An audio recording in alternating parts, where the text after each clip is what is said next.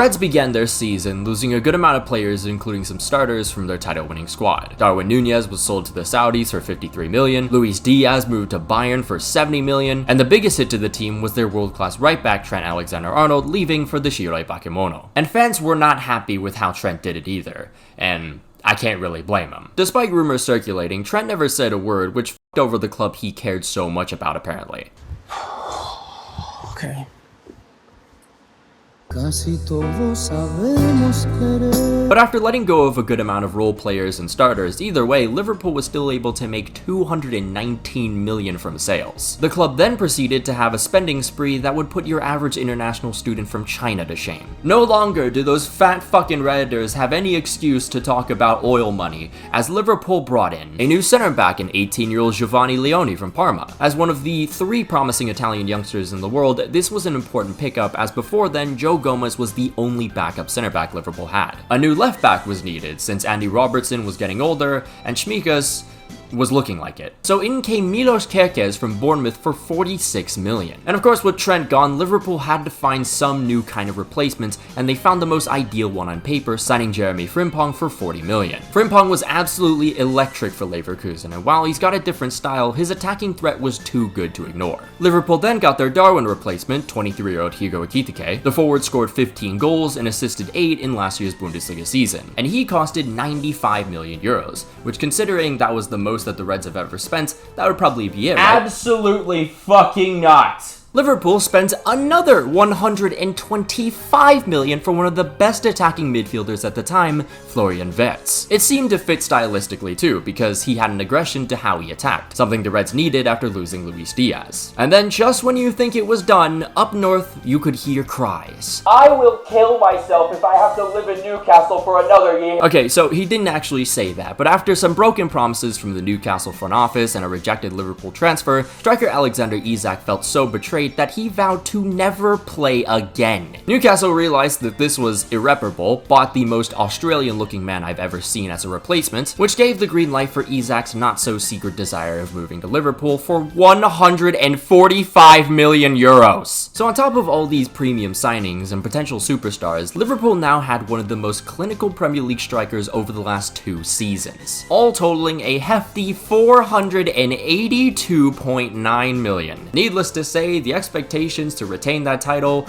were pretty damn high now. Liverpool kicked off their campaign losing to Palace on penalties in the Community Shield. Hugo Ekitike bagged one in this game and then opened the scoring in the Reds' first game versus Bournemouth. Cody Gakpo then took a leisurely walk around the box before sliding a second into the net to put the game to bed. Not if Liverpool's abysmal defending had anything to say about that, and with Antoine Semenyo turning into a grade 1 demon after being allegedly racially abused by a fan in a wheelchair, Liverpool's lead is dissolved by the 76th minute. But apparently we were too distracted by all those signings to not realize that Liverpool had also signed an Etsy wish to conjure up the darkest forms of witchcraft the Premier League has ever seen. In the following week, during the Isak derby against Newcastle, the Reds went up 2-0, but then balled it again. However, into the 6th minute of stoppage time, the witch spawned a 16-year-old child from the shadows to do Liverpool's bidding. Against Netanyahu's Arsenal, black magic proved too much for terrorism, even in its most astronomical form. 2 weeks later, Liverpool were struggling heavily versus relegation candidates Burnley. However, in the dying minutes, the dark arts were able to corrupt an opposing player and possess him into giving away a penalty. In their first Champions League game, Liverpool once more shit the bed after going 2-0 up early on, but need not worry. Having now learned the witch's ways, Virgil van Dijk was able to hone his witchcrafting abilities to snatch victory away. A few days later versus Everton, no witchcraft was really needed because it was, you know, Everton. For some reason, though, it was needed versus Southampton, who at the time was sitting in the Championship in 19th. It was Ekitike this time honing the dark arts, but he didn't seem to have full control of them yet. In fact, they might have been controlling him, because who the fuck puts their shirt up like this versus 19th place in the Championship? Liverpool then made a trip to Selhurst to get some needed revenge. But the issue was, they were dog shit. Palace opened the scoring early on, and had it not been for Alisson, the Reds would have been down like 3 goals in the first 40 minutes. Nothing a little black magic can't fix though, as Federico Chiesa once more comes off the bench to equalize in the 87th minute. But then in the 7th minute of stoppage time, something proves stronger than that witch. Liverpool's defense. It comes back to haunt the Reds a few days later as they concede a penalty to Galatasaray and lose 1-0 in the end. Then versus Chelsea with the game at 1-1, Andy Robertson working on Windows XP is too slow to react to Estevao, and Liverpool lose for a third straight time. It was only a couple weeks ago that Liverpool had a commanding 5-point lead at the top already, but with 2 straight losses in the Premier League recently, that has seen them drop down to second, and quite honestly, it doesn't really look like it's getting any better at this trajectory. Because for one, it's only been 7 games, and Liverpool are already playing like 22-23 Arsenal. And if that shit isn't sustainable at the end of the season, it sure as ain't here. But it goes beyond just that. Mo Salah looks dazed. He's been playing like a shell of his former self. The team is also still missing Diaz's aggressive attacking play. I mean, honestly, when you watch Liverpool this season, it feels like the only person that has an active threat and can unlock a defense is Ekitike and goddamn Chiesa. The shape of the team has looked awful as well, which makes sense because the new attackers are still getting used to Arne Slot's pressing scheme, which is why everything is so out of whack right now. But either way, this has made it way too easy for teams to go straight through Liverpool's midfield and defense. Speaking of defense, it's been absolutely shambolic. I mean, for one, last season, Liverpool didn't concede more than 1 goal until October. They've already done that plenty of times. Like, I had a feeling that this team's defense wouldn't be as great considering their depth, but damn. Milos Kerkez is getting flamed every week, and the only other option is a washed-up Andy Robertson. And despite having 2 players that can naturally play this position, Liverpool's best-performing right-back is number 10 Dominic Szoboszlai. You also got Van Dijk's partner in crime, Ibrahim Konate. He's been playing out of character for some reason. Constantly, he's been making mistakes and losing the ball, especially the last few games, you've really been seeing that. He just doesn't look as confident on the ball anymore. Konate just got injured too, as did Leone, who is now out for the whole season, which is exactly what I feared for this team because outside of Van Dijk, there's Joe Gomez.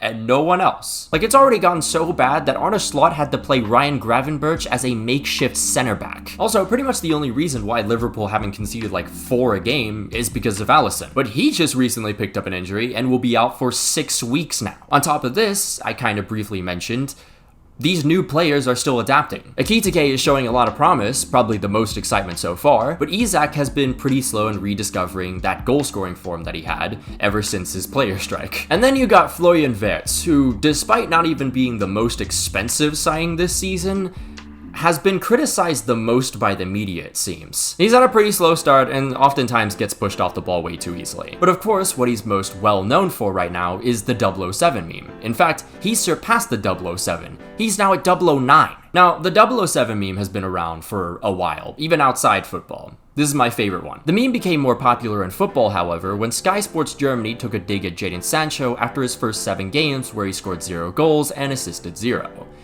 This has done irreparable damage to sports media. Listen, I don't care if there's some rando or some kind of, slander account using these memes and jokes. That's fine, it's social media, it's unserious. The problem, though, is when legitimate media starts attuning to social media. And you've been seeing it with more creators getting bigger opportunities. So naturally, outside of the very minuscule amount of good ones, you have shit like this. Erling Haaland will not live up to the expectation. I am so bored. Why won't he? Because he isn't the player that everybody thinks he is. Will he score goals? Yes. How many goals is success? We are for arguing Erling the same Haaland? thing.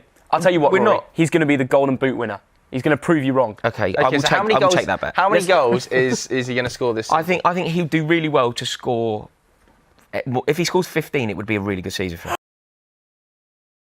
But the thing is, that dumb shit works. It's been getting them millions of views. And it's very simple because whatever's in demand, you go towards the demand. But at the same time, that means sports analysis has now been really just reduced to how many people can we rage bait? Take, for example, the title of this video. I did this just to get you people to click on the video. Because no one's gonna watch a video that has a title like, oh, Liverpool's kind of not really doing so well, but they'll probably bounce back. No one's gonna fucking watch that. Even though most legitimate media aren't using the specific 007 memes, you can see that a lot of the articles and takes on Florian Wirtz are so incredibly surface level. Because all we're hearing about is his goals and assists record. You're not hearing about any other things about why he's struggling, or the system that he's struggling in and how he could maybe improve, or how maybe the system can adapt to him a little bit. But Maxwell, that doesn't matter. If you pay 125 million for a player, you should expect them to perform right off the bat, be a superstar right off the bat. That doesn't work anymore, especially with someone like Florian Wirtz, right? Who has played in a league with a different style of football, has made a move to a completely different footballing country for the first time in his life, and by the way, he's only 22. I'm not trying to say that Florian Wirtz hasn't been bad or anything, you know, he's been pretty underwhelming, but still, I feel like the media's been going at him more than like Isaac and even Salah. Also, are we just gonna forget that Neymar single-handedly fucked the transfer window back in like 2018? Like, not just his 222 million euro transfer, all the ripples after that. Barcelona literally spent over 100 million on Ousmane Dembele, Philippe Coutinho, and Antoine Griezmann, and that was 6 years ago. There's a thing called inflation here. Again, don't get me wrong, the jokes are funny and all, but the media's gotta stop using social media to build their narratives. I think it's also fair to say that Liverpool's players probably aren't really all there mentally. I wouldn't doubt for a second that Salah's early struggles could have a little to do with the loss of Diogo Jota. I mean, he even talked about how it'll be extremely difficult to accept that Diogo won't be there when they go back to training. At the end of the day though, this isn't really a crisis, just some alarm bells ringing in a season full of challenges on and off the pitch. It has potential to become a crisis with how shallow the defensive depth is, but right now, I think it's pretty stupid to believe they're out of the title race. Arsenal loves to self-sabotage, Chelsea are still very inconsistent, Manchester City still aren't really at the top of their game, and Liverpool's new players are still getting used to life, and Arne Slot is trying to figure out what's his strongest squad. Everyone is not perfect here. But what do you guys think? Is this really a crisis, or is this just the news media doing what they do? Let me know. Of course, though, a massive shout out to all our members, including Janos Balas, German Sayu 7, Jeremiah Usu Ajimang, Brazilian Fury, Django, Anazir Makalankam, Alex Rod, Kentra Gantra, Saint Terret, Sylvia Citrus, Rashford Enthusiast, Cheesebait, Winter Gel, Finn Likes Rugby More, Davox, The Portergeyser, Wise Orange, Polo Protos, Von Fan, Lucien Von Croix, A Ghostly Owl, Coney Wolves, Lickstab, Matanai, Apollo, Congo Jazz 1, Thrilling ADT13, Los Milos, Le James Braun, Vacinho, Napside, Money Cash Hose, Quantavious Pork, Lilia Lover, Stewed Monk, Red Yellow, Kevin Mojica, Fuxi, MX Sand, Harry Maguire's Left Toenail, Flaquito, Kev C, Dominic Griffin, Kyler Krebs, Mohammed Al-Tanib, Nish, Patrick Barley, Rashford Got 5, Raspberry Ale, and Unbroken Persona. If you'd like to become a member on the channel, there'll be a link down below and up in the annotations. You can follow me on Twitter if you want, follow my Instagram if you like, follow my Twitch if you want as well. I'll try to do some watch-alongs and stuff like that. No promises, I'm working on the Italy video essay. But until then, I'll see you guys.